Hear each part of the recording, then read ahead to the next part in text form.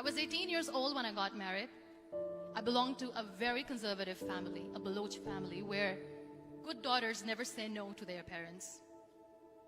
My father wanted me to get married, and all I said was, if that makes you happy, I'll say yes. And of course, it was never a happy marriage. Just about after 2 years of getting married, about 9 years ago, I met a car accident. Somehow my husband fell asleep and the car fell in the ditch. He managed to jump out, saved himself. I'm happy for him. But I stayed inside the car and I sustained a lot of injuries. The list is a bit long. Radius ulna of my right arm were fractured. The wrist was fractured. Shoulder bone and collarbone were fractured. My whole rib cage got fractured. But that injury that changed me and my life completely was the spine injury. Many people came to rescue. They gave me CPR. They dragged me out of the car. And while they were dragging me out, I got the complete transection of my spinal cord. Those 2.5 months in the hospital were dreadful. I was at the verge of despair. One day, doctor came to me and he said, well, I heard that you wanted to be an artist, but you ended up being a housewife. I have a bad news for you. You won't be able to paint again. Next day, doctor came to me and said, your spine injury is so bad, you won't be able to walk again. I took a deep breath and I said, it's all right. Next day, doctor came to me and said, because of your spine injury and the fixation that you have in your back, you won't be able to give birth to a child again. That day, I was devastated. I started to question my existence. Why am I even alive?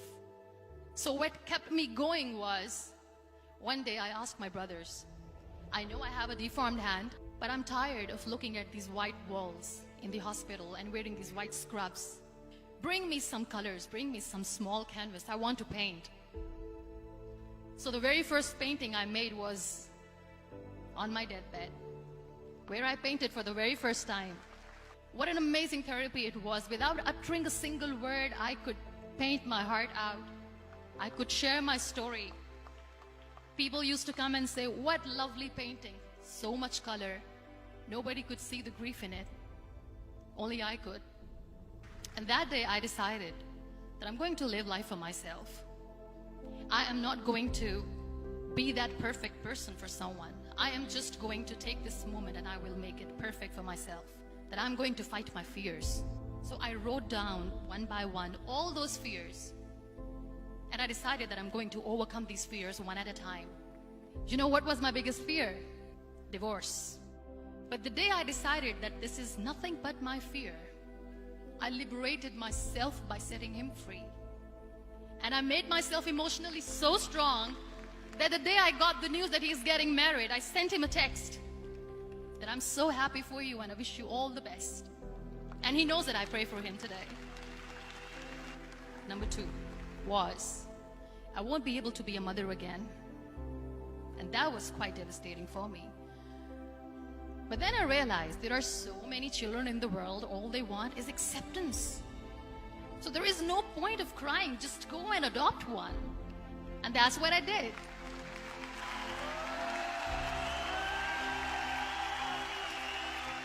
I gave my name in different organizations, different orphanages, and I waited patiently. 2 years later, I got this call from a very small city in Pakistan. I got a call and they said, are you Muniba Mazari? There is a baby boy and would you like to adopt? I could literally feel the labor pain. I said, yes, yes, I am going to adopt him. I am coming to take him home. And that day, I was 2 days old, and today he's 6. You know, when you end up being on the wheelchair, what's the most painful thing? People think that they will not be accepted by the people because we, in the world of perfect people, are imperfects. So I decided to appear more in public. I started to paint. I have done a lot of modeling campaigns. I decided that I'm going to join the national TV of Pakistan as an anchor person. I became the National Goodwill Ambassador for UN Women Pakistan, and now I speak for the rights of women, children. I was featured in BBC 100 Women for 2015. I'm one of the Forbes 30 under 30 for 2016. So when you accept yourself the way you are, the world recognizes you. It all starts from within. We have this amazing fantasy about life. This is how things should work. This is my plan. It should go as per my plan. If that doesn't happen, we give up.